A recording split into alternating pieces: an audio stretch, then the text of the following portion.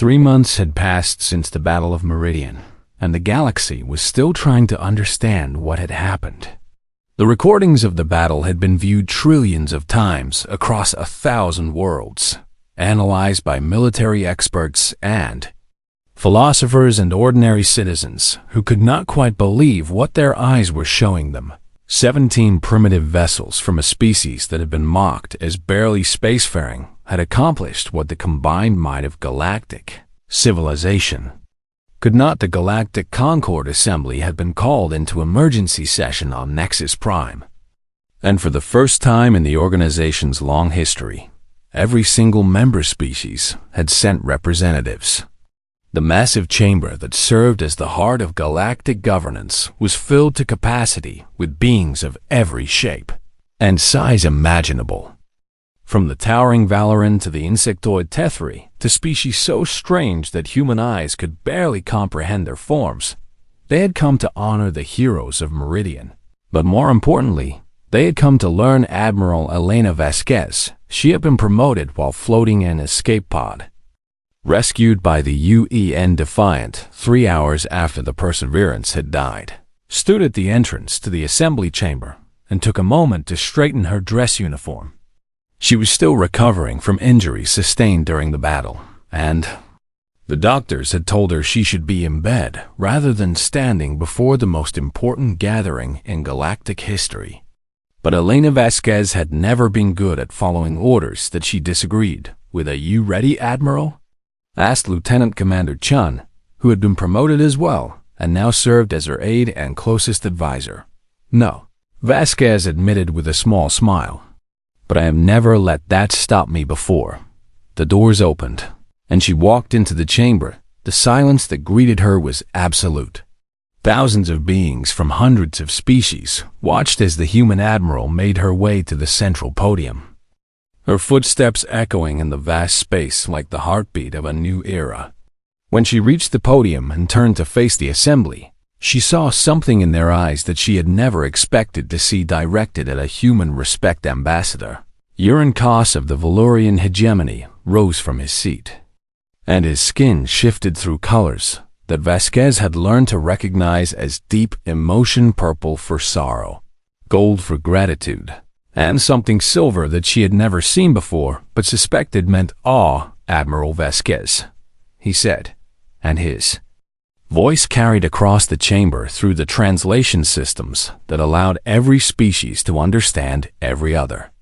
"On behalf of the Valorian hegemony and the entire Galactic Concord, I must offer you an apology that is long overdue. We mocked your vessels as primitive. We dismissed your species as barely worthy of joining our civilization.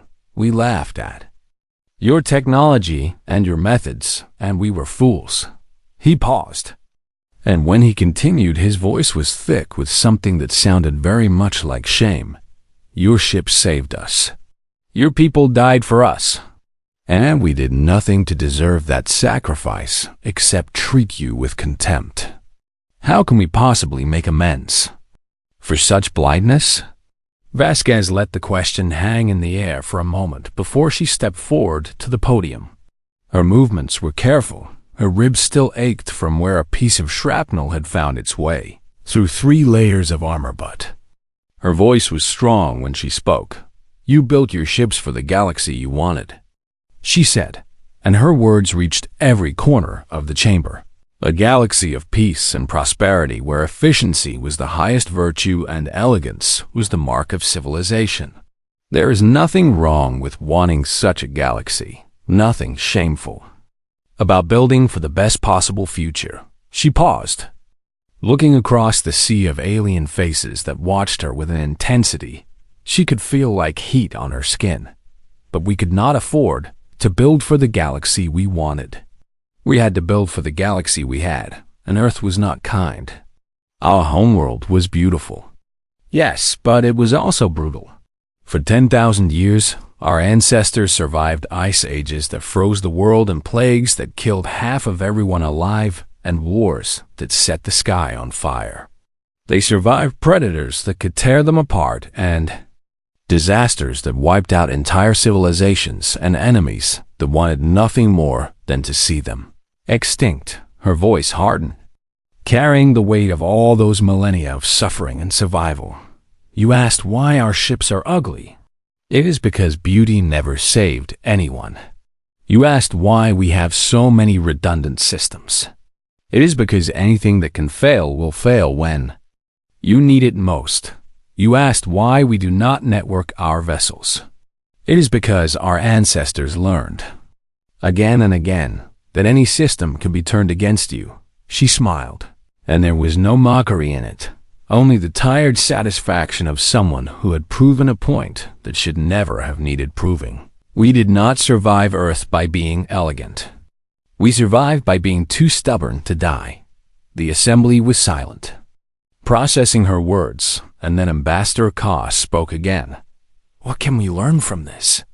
He asked, and it was clear that the question was genuine, that the Valorian, who had once laughed at human technology, was now desperate to understand it.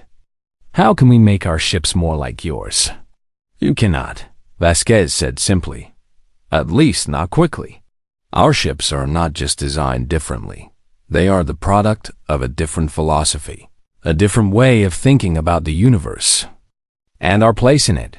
You cannot simply add redundant systems to an elegant design and expect it to function the same way. You would need to start from the beginning, building vessels that expect to be damaged, that expect systems to fail, that expect the worst and plan for it. She let that sink in, then continued. We call it the Terran Doctrine. Plan for failure, prepare for disaster, and never ever trust it. The universe will be kind because it will not. The universe does not care about your hopes or your dreams or your beautiful ships. It will throw everything it has at you. And the only thing that will save you is the willingness to keep fighting when every rational calculation says you should surrender. The vote that followed was unanimous. Human vessels were elevated from Tier 9 to Tier 1 classification, the highest ever granted to any species ships. But more importantly, the Concord established a new initiative to study human design philosophy and incorporate its principles into their own vessels. They called it the Terran Doctrine, and it would change the galaxy forever 6 months later. Admiral Vasquez stood on the observation deck of humanity's newest flagship, the UN Defiance. The ship was larger than the Perseverance had been, but it shared the same basic philosophy, blocky and gray, covered in redundant systems, designed to take punishment that would destroy any elegant vessel and keep fighting. Anyway, young Valoran officer approached her, his golden scales bright with health and his eyes wide with the curiosity of youth. He was part of an exchange program that had been established after Meridian, one of hundreds of aliens who had come to learn from humanity's approach to survival. Admiral, he said, his voice hesitant but genuine, I must ask something that has been bothering me. Your people have access to our technology now. All of it. You could build ships as elegant as ours. Vessels that would be faster and more powerful and more beautiful than anything you have ever created. Will you not do so? Vasquez turned from the window and looked at the young officer, seeing in his eyes the same incomprehension that she had seen in Ambassador Koss's eyes all those months ago. He could not understand why anyone would choose ugly over elegant, practical over beautiful, survival over efficiency. Let me tell you something, Lieutenant, she said, and her voice was kind because she knew that what she was about to say would be difficult for him to hear. Humanity has been to the edge of extinction 6 times on our homeworld alone. 6 times we came so close to being wiped out that our survival was nothing more than luck and stubbornness. And each time, we learned something. What did you learn? The Valoran asked. Vasquez smiled and turned back to the window, looking out at the stars that had once seemed so far away but were now humanity's home. Pretty things break, she said. Ugly things survive. The Valorans stood beside her in silence, and together they watched the stars. And if the young officer still did not quite understand, he was beginning to, and that was enough, because understanding, like survival, was something that came one step at a time, and humanity had always been good at taking steps. The Battle of Meridian would be remembered for as long as civilization existed among the stars. Not because it was the largest battle ever fought, or the most strategically important, but because it was the battle that changed everything the galaxy thought it knew about warfare and survival, and what it truly meant to be dangerous. The human fleet was outnumbered by a factor of millions to one. 17 small vessels against a swarm of machine creatures that blackened the void like a plague of metal locusts. By every calculation the Concorde's tactical computers could make, the battle should have been over in seconds. Another massacre to add to the growing list of worlds the swarm had devoured, but the calculations were wrong. Because the calculations were based on assumptions that did not apply to humanity. The UN Ironclad was the first ship to take serious damage. A swarm cluster managing to breach its outer hull in 3 places simultaneously. On a Concorde vessel, this would have been catastrophic. Their ships were designed for efficiency, which meant that damage to one section often cascaded through interconnected systems until the entire vessel failed. But the Ironclad was not a Concorde vessel. Seal bulkheads 7 through 12, Captain Morrison ordered, his voice sharp but steady as alarms screamed around him. Vent atmosphere in the breach sections and reroute power through the backup conduits. Manual overrides only. Nothing automated. His crew moved with the desperate efficiency of people who had trained for exactly this kind of disaster. Pulling levers and turning wheels that the Concorde would have considered primitive, but that worked without any electronics that could be hacked or disrupted. Within minutes, the breach sections were isolated, and the Ironclad continued fighting with 3 decks simply gone. Her crew working around the damage as if it were nothing more than an inconvenience across the battlefield. Similar scenes played out on every human vessel. The swarm had never faced an enemy that refused to die when it should have, that kept fighting after taking damage that would have destroyed any ship in the Concorde fleet. Human ships lost engines and kept firing, lost weapons and rammed their enemies, lost entire sections of their hulls, and sealed the breaches with nothing more than emergency patches and stubborn determination. They are not stopping. A Tethri observer transmitted to the surviving Concorde vessels, his insectoid voice carrying notes of something that sounded almost like awe. The humans take damage that would cripple our finest warships, and they simply continue fighting as if nothing has happened. How is this possible? Redundancy, Admiral Kovacs replied, watching the battle unfold with new eyes. Every system on their ships has a backup, and every backup has a backup. They built their vessels expecting them to be damaged, expecting systems to fail, expecting the worst possible outcome, and they planned for all of it.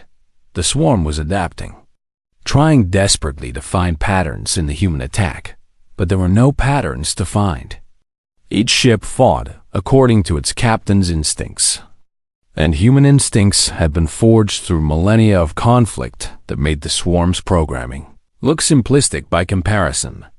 UN Hammer of Dawn identified a cluster of swarm units that seemed to be coordinating the attack on the port flank, and instead of reporting this to a central command, would develop a tactical response.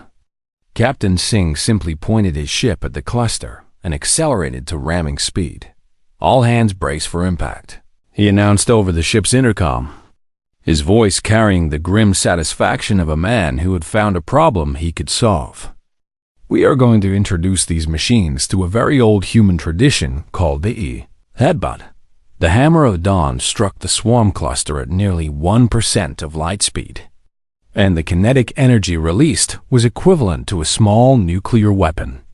Singh's ship was destroyed, but so were nearly 10,000 swarm units, and the gap in the enemy formation allowed 3 other human vessels to pour fire into the exposed flank. The swarm tried to adapt. But adapt to what? To an enemy that was willing to sacrifice itself at a moment's notice. That made tactical decisions based on intuition rather than analysis. That treated its own destruction as an acceptable cost if it meant taking enough enemies with it. This was not warfare as the galaxy understood it. This was something older and more primal. Something that the machine minds of the swarm had no framework to comprehend. Captain Elena Vasquez watched the battle from the bridge of the Perseverance, and she saw what her fleet was accomplishing and what it was costing them. Every minute that passed meant another ship taking critical damage, another crew giving everything they had, another piece of humanity's future burning in the void. But the swarm was taking losses too. And for the first time since the war began, those losses were not being immediately replaced by adaptation. Captain Lieutenant Commander Chen reported, his voice hoarse from hours of coordinating damage control. I have identified what I believe is the swarm's central nexus. There is a cluster of larger units near the center of their formation that seems to be coordinating their adaptation response. If we could destroy it, then the swarm loses its ability to learn, Vasquez finished.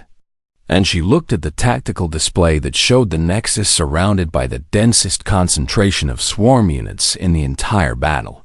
How do we get to it? We do not, Chen said, and his voice was quiet with the weight of what he was about to suggest. The concentration is too dense for any attack to penetrate, except one. Vasquez understood immediately, and she felt the cold certainty settle into her chest like a stone. There was only one weapon that could guarantee the destruction of the Nexus, and it was not something that could be launched from a distance or guided by remote control. It was the Perseverance itself. Set course for the Nexus, she ordered, and her voice did not waver even as her crew turned to look at her with expressions that mixed horror with something that might have been pride. All hands prepare for close quarters engagement. We are going through them. The Perseverance accelerated toward the center of the swarm, and every gun on the ship fired continuously as they advanced. Railguns tore through swarm units. Missiles detonated in blossoms of nuclear fire. Plasma vents scorched the void with superheated gas, and still they pushed forward, taking damage that would have destroyed any other ship in the galaxy, but refusing to stop. Hull integrity at 60%. Chun reported. Then we have 60% left, Vasquez replied. Keep firing. Hull integrity at 40%. Still firing. Hull integrity at Captain. The reactor is becoming unstable. If we take any more damage, then we had better make sure we are in the right place when that happens. The Perseverance broke through the final defensive layer of the swarm and found itself face to face with the Nexus, a massive cluster of machines that pulsed with the coordinated intelligence of the entire horde. Vasquez had one moment to look at the thing that had terrorized the galaxy for 10,000 years, and then she gave her final order. All hands abandon ship engineering. Initiate reactor overload. This ends now. The crew evacuated in escape pods that scattered like seeds into the chaos of battle. And Captain Elena Vasquez stayed at her post because someone had to make sure the reactor went critical at exactly the right moment. She watched the containment fields fail one by one, felt the ship shudder as energies that should never be released began to build toward an unstoppable crescendo, and she smiled. The Perseverance exploded with the force of a dying star, and the swarm's nexus died with it. The chain reaction tore through the hive mind's coordination network, and for the first time in 10,000 years, the Harrow swarm experienced something it had never known before: confusion. The surviving human ships battered, burning, held together by nothing more than emergency repairs and stubborn willpower, fell upon the disoriented swarm with everything they had left. And this time, the machines could not adapt because there was no central intelligence left to guide them. They fought as individuals, and as individuals, they were destroyed. The Battle of Meridian was over. Only 6 human ships remained operational when the last swarm unit was destroyed, and none of them were in any condition to celebrate.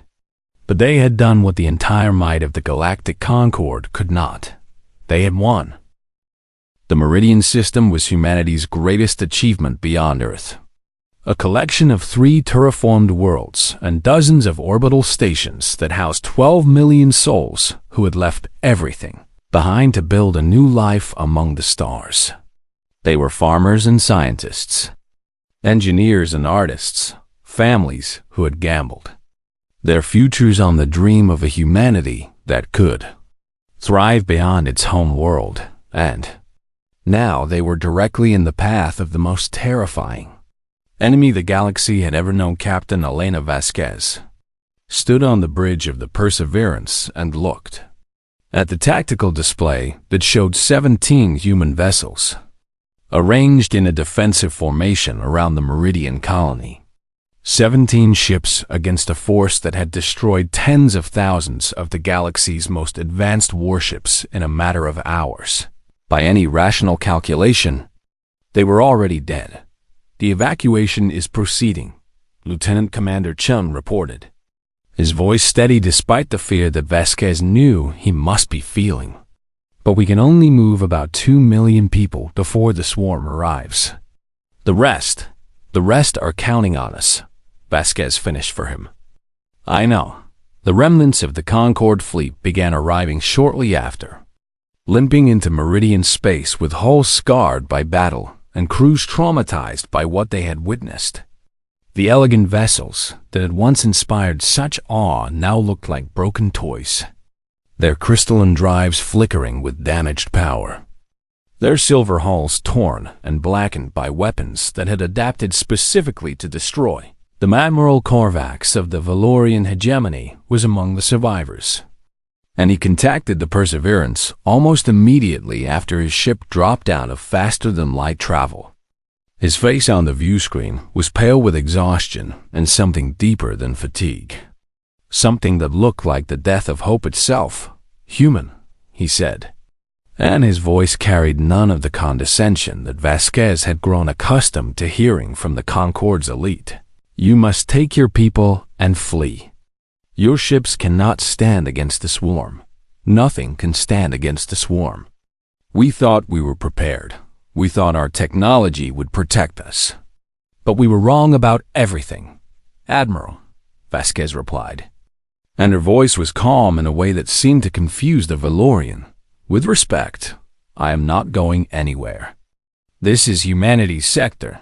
These are humanity's people, and we will defend them or die trying." "You do not understand," Korvax insisted, leaning toward the screen as if physical proximity could make her comprehend the horror he had witnessed. "The swarm adapts to everything. Every weapon we used, every tactic we tried, every strategy we developed, they learned from it all and evolved past it in moments. Your primitive vessels will be destroyed even faster than ours because we are primitive?" Vasquez asked, and there was something in her smile that made Korvax stop mid-sentence. "Admiral, let me explain something about human engineering. You built your ships for the galaxy you wanted to live in, a galaxy of peace and cooperation where efficiency was the highest virtue. We built our ships for the galaxy we came from. I do not understand." Korvax said, "Earth was not kind to us," Vasquez continued. "For 10,000 years, our ancestors tried to kill each other with every weapon they could imagine. They fought with rocks and spears, with swords and arrows, with guns and bombs and weapons that could poison the very air they breathed. They survived ice ages that lasted millennia, and plagues that killed half the population, and wars that made the surface of our world glow with nuclear fire." She paused, and when she spoke again, her voice was harder, colder, filled with something that the Valorian had never heard from any species in his long career. "Our ships are ugly because beauty never saved anyone. They are covered in redundant systems because we learned that anything that can fail will fail at the worst possible moment. They are not networked because we learned, painfully and repeatedly, that any system can be hacked, broken, or turned against you. And we learned that the only thing you can truly rely on is yourself." Korvax stared at her for a long moment, and then he asked the question that Vasquez had been waiting for. What are you going to do?" "We are going to go dark," she said, and she turned to her crew. "All ships, initiate Protocol 0. Shut down all network connections, all shared systems, all centralized coordination. From this moment on, every vessel operates independently using line-of-sight communication only. If you cannot see the ship you are talking to, you do not talk to them." The Concorde survivors watched in confusion as the human fleet seemed to power down, their ships going silent one by one until they were nothing but dark shapes against the stars. There were no sensor readings to track, no communication signals to monitor, no network data to analyze. The humans had made themselves invisible in a way that no advanced civilization would ever consider. "You are isolating yourselves," Korvac said. And there was something new in his voice, something that might have been the beginning of understanding. "You are removing any pattern for the swarm to learn from. We are doing what humans have always done," Vasquez replied. "We are fighting dirty." The swarm arrived 3 hours later, and it was everything the survivors had warned about and more. A cloud of black metal that stretched across the void like a living shadow. Millions of machine creatures moving with terrible purpose toward the world that humans had built with their hopes and dreams, and Sweat the swarm scanned the system as it approached, searching for the patterns it had learned to exploit, the networks it had learned to predict, the coordination it had learned to counter. And it found something it had never encountered before: silence. The human ship sat dark and cold, giving nothing away, revealing nothing about their capabilities or their intentions. They were completely isolated from each other, each vessel a closed system that operated according to prearranged plans and the judgment of individual captains rather than centralized command for the first time in 10,000 years. The Harrow swarm faced an enemy it could not read. "All ships," Vasquez said, her voice calm as she watched the swarm approach. "Weapons free. Show them what Earth built." The Perseverance opened fire, and the darkness of space ignited with weapons that had never been designed for elegance or efficiency. Railguns accelerated tungsten slugs to speeds that turned simple metal into devastating kinetic impacts. Missile pods spat nuclear-tipped warheads that detonated in cascading chains of atomic fire. Plasma vents opened, and superheated gas poured into the void like the breath of an angry star. And the swarm burned, not because human weapons were more powerful than the Concords. They were not. Not because human ships were more advanced. They were far from it. The swarm burned because it could not adapt to weapons that had no pattern, no coordination, no network to observe and learn from. Each human ship fought its own battle, following its own instincts, making its own decisions. There was no central command for the swarm to analyze, no shared data for it to exploit, no predictable tactics for it to counter. There was only chaos. Beautiful and terrible and utterly human Admiral Korvax watched from his damaged vessel as the primitive ships he had dismissed as metal coffins tore into an enemy that had destroyed the finest fleets in the galaxy. And he understood at last what humanity had been trying to tell them all along. Sometimes the most advanced solution was not the best solution. Sometimes you just needed to be too stubborn to know when you were beaten. The Concorde's response to the Harrow swarm was swift and impressive, at least on the surface. Within hours of the distress signal, the greatest fleets in the galaxy began to mobilize, and ships that made humanity's vessels look like toys gathered at the edge of the Orion corridor to face the ancient enemy that had returned from the darkness of history. The Starweaver class dreadnoughts of the Valorian hegemony were the first to arrive, and they were everything that human ships were not: sleek and elegant with hulls that shimmered like liquid silver, powered by dark matter cores that bent the very fabric of space around them, armed with weapons that could fold reality itself and crush enemy vessels without ever firing a physical projectile. These were the masterpieces of millions of years of technological evolution, and they inspired awe in everyone who saw them. The Valorant Ascendancy sent their own fleet, led by the legendary Radiant Sovereign, a vessel so massive that it had its own gravitational field and carried enough firepower to crack a planet in half. The Tethuri contributed their swarm fighters, millions of tiny ships that moved as one mind through their neural network. And a dozen other species added their own forces until the combined fleet numbered in the tens of thousands. Against all this might, the Harrow Swarm should have been nothing more than a footnote in history, a threat easily crushed by the overwhelming power of galactic civilization. That was what everyone believed, and that was why the galaxy watched the coming battle with confidence rather than fear. Captain Elena Vasquez watched too, from the bridge of the Perseverance, which had been ordered to stay far from the battle zone along with the rest of humanity's primitive fleet. The official reason was that human ships would only get in the way.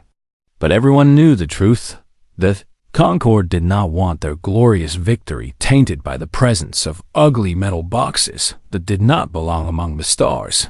It is probably for the best, Lieutenant Commander Chun said, though his voice was bitter. Our ships could not keep up with theirs anyway. Their drives are faster. Their weapons are stronger. Their shields are networked, Vasquez interrupted, her eyes fixed on the tactical display that showed the Concord fleet as a constellation of blue lights. All of their ships are networked.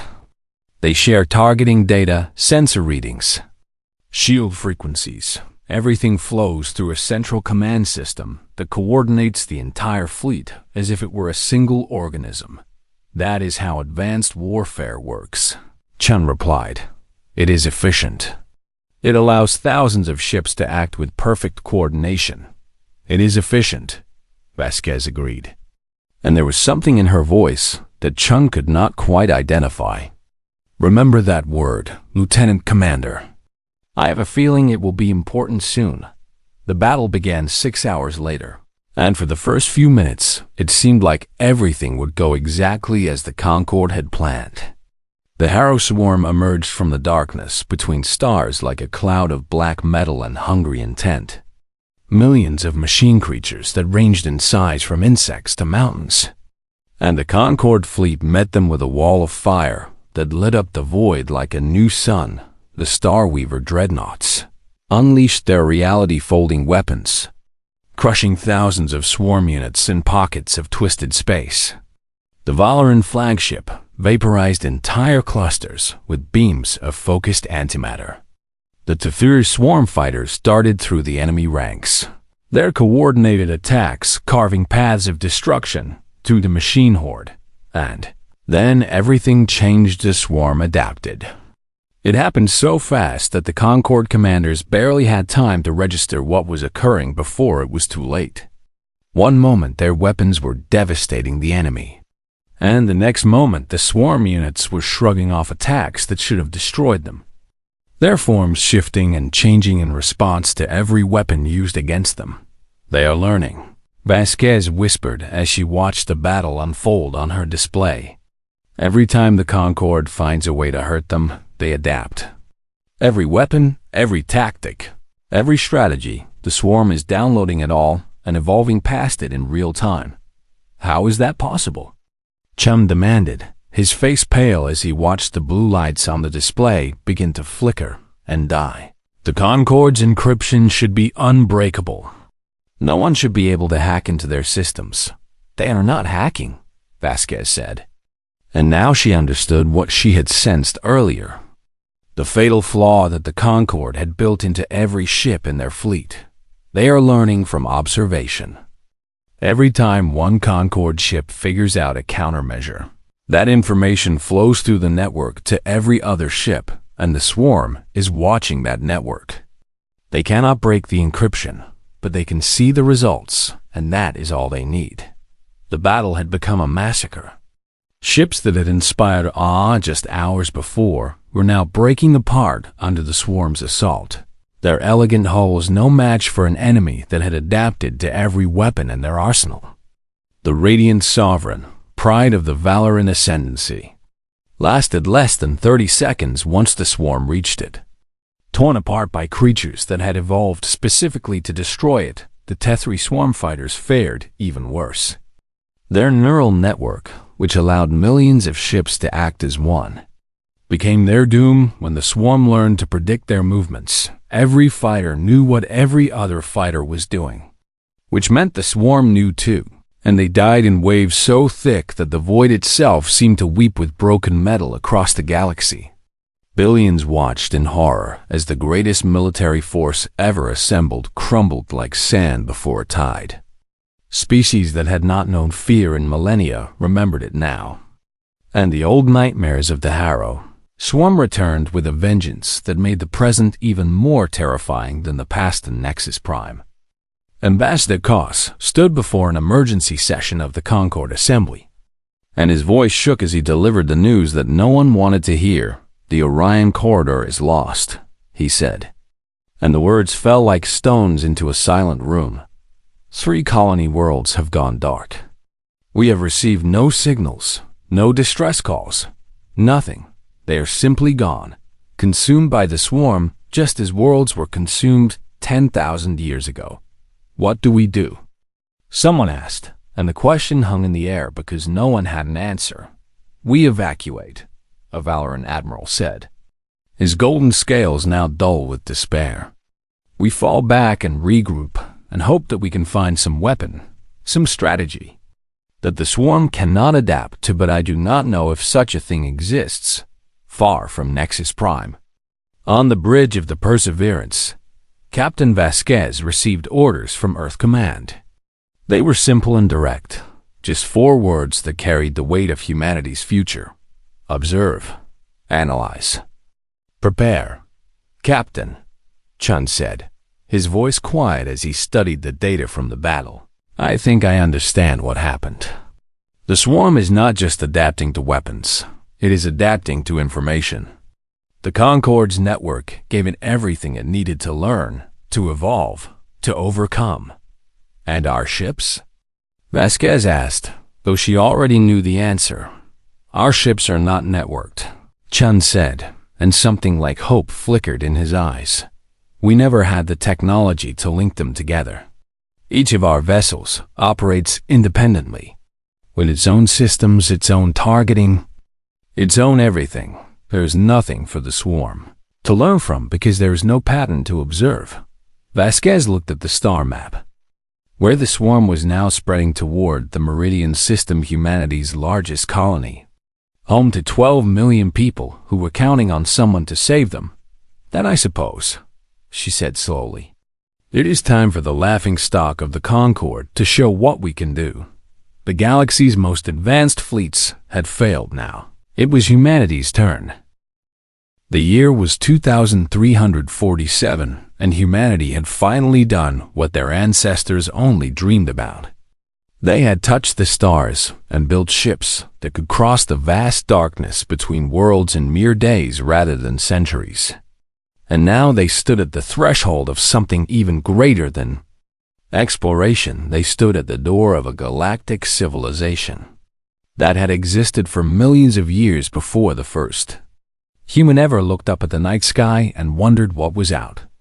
Their ambassador, Yurin Koss of the Valorian hegemony, was the first alien to officially visit Earth's orbital station, and he arrived aboard a vessel that seemed to be made of living crystal and light rather than metal and machinery. His ship, the Luminous Herald, drifted toward the human station like a glowing jellyfish swimming through an ocean of stars. And every human who watched it approach felt a mixture of wonder and something that might have been shame. Captain Elena Vasquez stood at the observation deck of the UEN Perseverance, humanity's flagship and the pride of the United Earth Navy, and she watched the Valorian ship dock with an expression that revealed nothing of what she felt inside. Her ship was blocky and gray, covered in what looked like metal scales and strange bumps that were actually backup systems and emergency modules. And next to the elegant alien vessel, it looked like a brick sitting beside a diamond. The Valorian ambassador was tall and thin with skin that shifted colors like oil on water. And when he stepped aboard the human station, his first words were polite enough. But his eyes, all four of them, kept drifting to the Perseverance visible through the windows. And there was something in his expression that Vasquez recognized immediately because she had seen it before on the faces of rich people looking at poor neighborhoods. "Your vessel is quite." Cos paused as if searching for the right word. "Functional." Vasquez nodded once and said nothing, because she had learned long ago that silence was often the best response to an insult dressed up as a compliment. The journey to Nexus Prime took 3 weeks. And during that time, the human delegation learned just how small they were in the grand scheme of things. The Galactic Concord was an alliance of over 4,000 spacefaring species, some of which had been traveling between stars when humans were still figuring out how to make fire. And all of them had opinions about the newcomers from the Little Blue. Planted on the edge of nowhere, Nexus Prime was a station the size of a moon, built around a captured black hole that provided unlimited power. And it was home to representatives from every major species in the galaxy. When the Perseverance arrived and took its place among the elegant vessels of the Concord, the reaction was immediate and humiliating. "What is that thing?" asked a Tethri diplomat, his insectoid head tilting as he examined the human ship through the observation lounge window. "It looks like someone welded together 100 smaller ships and forgot to smooth out the edges."